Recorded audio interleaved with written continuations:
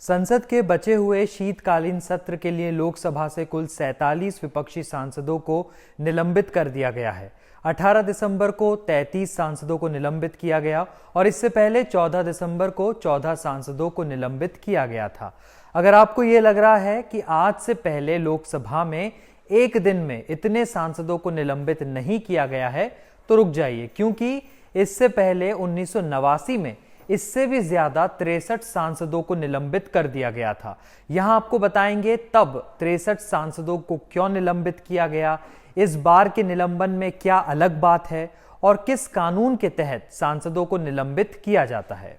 वो दौर तब का था जब राजीव गांधी प्रधानमंत्री थे, तब 63 सांसदों को निलंबित किया गया था। उस समय राजीव गांधी सरकार के पास 400 से भी ज्यादा सांसद थे, उनके पास भी शानदार बहुमत था, बिल्कुल आज की मोदी सरकार की ही तरह। निलंबन की तारीख थी 15 मार्च 1989, जब लोकसभा में पूर्व प्रधानमंत्री इंदिरा गांधी की हत्या की जांच के लिए जस्टिस ठक्कर आयोग की रिपोर्ट को पेश किया जाना था। तभी संसद में जमकर हंगामा हो गया। इसी के चलते एक बार में 63 सांसदों को निलंबित कर दिया गया और यह अपने आप में एक रिकॉर्ड बन गया। पीआरएस लेजिस्लेटिव रिसर्च की रिपोर्ट के अनुसार निलंबन के बाद जनता समूह के एक ऐसे सांसद थे जिन्हें निलंबित नहीं किया गया था। तब उन्होंने भी ये कह दिया था कि उन्हें भी निलंबित ही माना जाए और वे सदन से बाहर चले गए थे।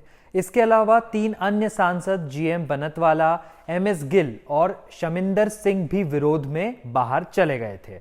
हालांकि आज और उस समय के निलंबन में बहुत अंतर है।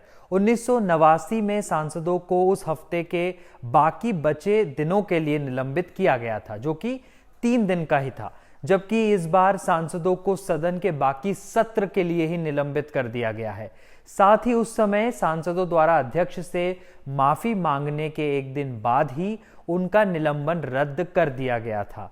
2015 में जब कांग्रेस अपने सदस्यों को निलंबित करने का विरोध कर रही थी, तब तत्कालीन संसदीय कार्य मंत्री वेंकैया नायडू ने भी पार्टी को 1989 की इस घटना के बारे में याद दिलाया था। नायडू ने पूछा था कि अगर कांग्रेस का दावा है कि उसके 25 सांसदों का निलंबन लोकतंत्र के लिए काला दिन है, तो इस मामले में रिकॉर्ड किसने बनाया था। चलिए अब ये जान लेते हैं कि आखिर किस नियम के तहत सांसद को निलंबित किया जाता है। नियम संख्या 373, इसी के तहत लोकसभा अध्यक्ष किसी सदस्य के आचरण में गड़बड़ी पाए जाने पर उसे तुरंत सदन से हटने का निर्देश दे सकता है और जिसे भी हटने का आदेश दिया गया है उन्हें तुरंत सदन से बाहर जाना होता है और बाकी दिन की बैठक के दौरान भी अनुपस्थित रहना होता है। इसके अलावा नियम 374 भी है, जहां अध्यक्ष उस सदस्य का नाम ले सकता है जो अध्यक्ष के अधिकार की अवहेलना करता है या सदन के नियमों का लगातार और जानबूझकर उल्लंघन कर कार्यवाही में बाधा डालता है। फिर नियम 374 ए भी है, जिसे दिसंबर 2001 में नियम पुस्तिका में शामिल किया गया था। इसके तहत घोर उल्लंघन या गंभीर आरोपों के मामले में अध्यक्ष सांसद को लगातार 5 बैठकों या सत्र के बाकी दिनों के लिए निलंबित कर सकता है। निलंबन की शर्तें भी हैं। निलंबन की अधिकतम अवधि बचे हुए सत्र के लिए हो सकती है।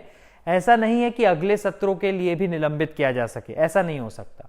निलंबित सदस्य कक्ष में प्रवेश नहीं कर सकते या समितियों की बैठक में भी शामिल नहीं हो सकते।